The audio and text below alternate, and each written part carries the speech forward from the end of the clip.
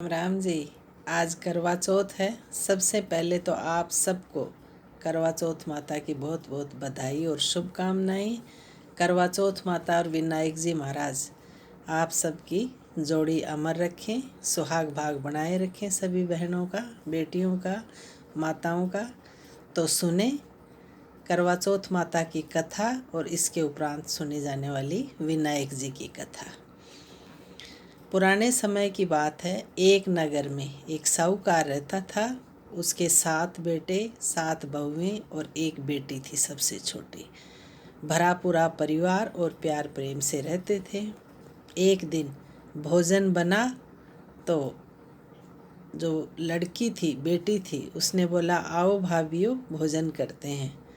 भाभीियों ने कहा, नहीं ननद भाई, आज आपका ही भोजन करने का है समय, हम व्रत रखेंगे इसलिए हम भोजन नहीं करेंगे। लड़की ने पूछा, किस चीज़ का भाभी?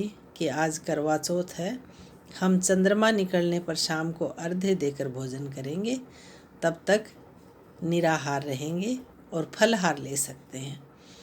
लड़की छोटी थी, उसने भी भाभीियों के साथ कहा, नहीं मैं भी आपके साथ व्रत करूँगी, और व्रत रख लिया। दिन ढलते ढलते भूख लगने लगी, मुरझाने लगी। भाइयों से देखी नहीं गई क्योंकि बहन भाइयों में बहुत प्यार प्रेम था। एक भाई पेड़ पे चढ़ा, दूसरे ने चलनी ली, तीसरे ने दिया जगाया, चौथे ने आवाज़ लगाई और 5वें ने जल का लोटा लिया, छठे ने बहन को बुलाया और 7वां ने अर्घ्य दिलाने के लिए कहा कि आओ बहन, चंद्रमा निकल आया, आप अर्घ्य दे दो और भोजन कर लो। भोली थी, छोटी भी थी उम्र में, और भाइयों से भूख नहीं देखी गई तो उन्होंने ये एक उसके लिए बनाया तरीका खाना खिलाने का, भोजन कराने का। आओ भाभीियों अर्घ्य देते हैं। बोली, नहीं भाई जी, आपका ही चंद्रमा निकला है, हमारा अभी नहीं निकला। सीधी थी, ज़्यादा समझ नहीं पाई, उसने अर्घ्य दिया और भोजन करने बैठ गई। जैसे ही भोजन करने बैठी, पहले निवाले में बाल आ गया, दूसरे में कंकर आ गया, और जब तीसरा निवाला लेने लगी तो ससुराल से लेने के लिए बुलावा आ गया। माँ ने कहा, बेटी आपके ससुराल से बुलावा आया है, आपको जल्दी ही वहाँ जाना है, चलो मैं संदूक खोलती हूँ और आपको नए कपड़े पहनाती हूँ। माँ ने ज्यों ही संदूक खोला, ऊपर सफ़ेद ही सफ़ेद कपड़े। जैसे ही निकालने लगी, जहाँ देखे सफ़ेद कपड़े। माँ ने कहा, शगुन तो अच्छे नहीं हो रहे, पर जो भी है परमात्मा करे वो होगा। ऐसे करके बेटी को जो अपने पास था वो पहनाया और एक चांदी का सिक्का हाथ में रखा और कहा, इसे पल्लू से बांध लो। मायके के घर की चौखट से निकलने से लेकर और ससुराल के घर की चौखट तक जाओ, कोई भी आपको मिले सबके पैर छूते जाना।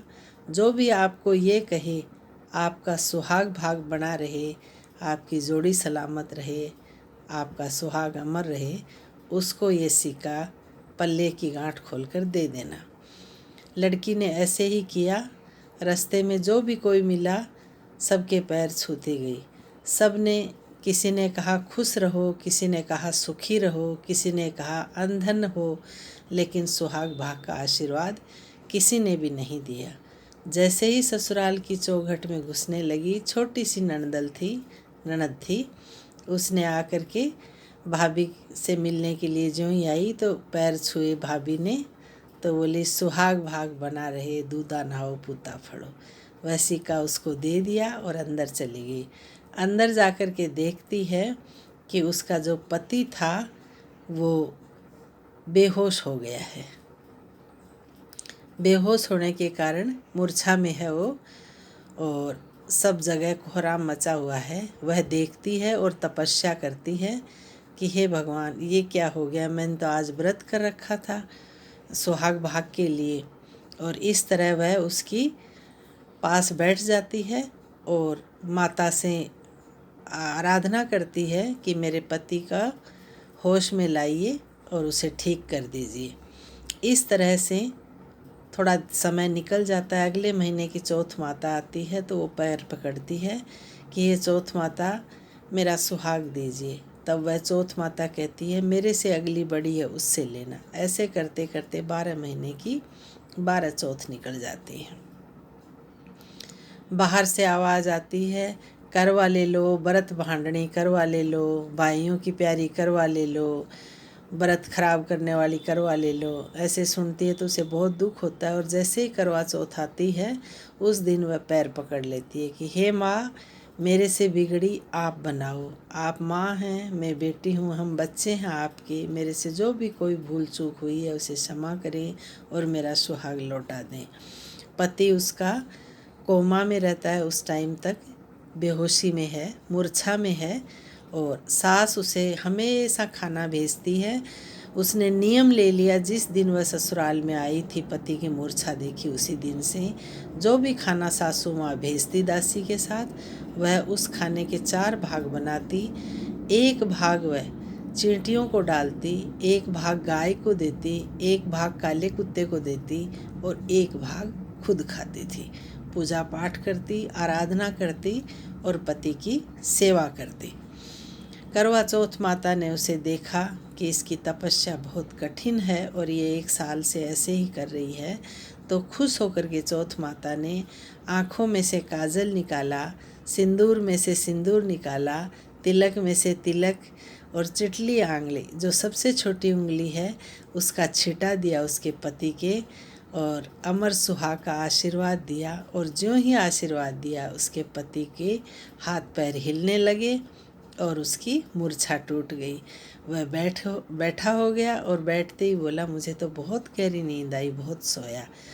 तब वो जो पत्नी थी उसकी, उसने कहा आप सोए नहीं, आप मूर्छा में थे, आप बेहोश थे और 1 साल निकल गया और करवा चौथ माता का मैंने व्रत किया था, वो व्रत मेरे से भंग हो गया, उसका श्राप मुझे मिला और आपके प्राण जो है वो कष्ट में आ गए, आप परेशानी में रहे। मैंने तपस्या करी, माफ़ी मांगी चौथ माता से और आज चौथ माता ने मेरा सुहाग भाग लौटा दिया है। हे चौथ माता, कहानी कहने वाले को, सुनने वाले को, हुंकारा देने वाले का सबका सुहाग भाग बनाए रखना। अब सुनो विनायक जी की कथा। छोटे से विनायक जी चम्मच में दूध और कटोरी में दूध और चम्मच में चावल लेके घूम रहे। मेरे लिए कोई खीर बना दो, खीर बना दो। सब कोई देखता, हंसते, इतने से कि क्या खीर बनेगी। चुटकी में चावल चम्मच में दूध, चटकी में चावल चम्मच में दूध बोलते जा रहे खीर बना दो, खीर बना दो। इतने में एक बुढ़िया माई निकलती है और कहती है लाओ मैं बना दूँ। पतीला लेके चढ़ाने के लिए चलती है चूल्हे पे। विनायक जी महाराज बोलते माई इतना सा क्या पतीला लिया, बड़ा सारा ले। तब वो कहती है क्या डालूंगी उसमें, ये तो चुटकी में चावल है, चम्मच में दूध है।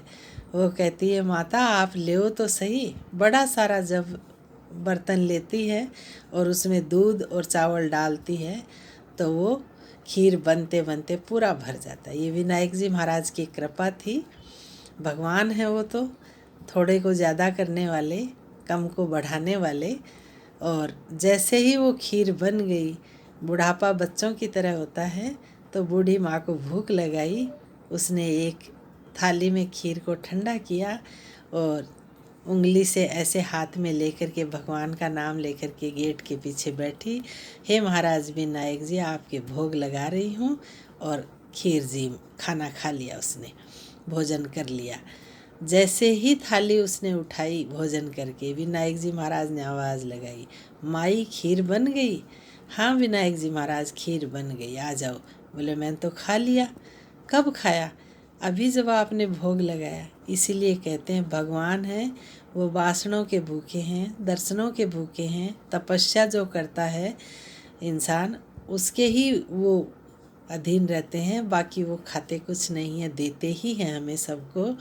इसलिए भगवान की आराधना प्रार्थना सही विधि विधान से करें।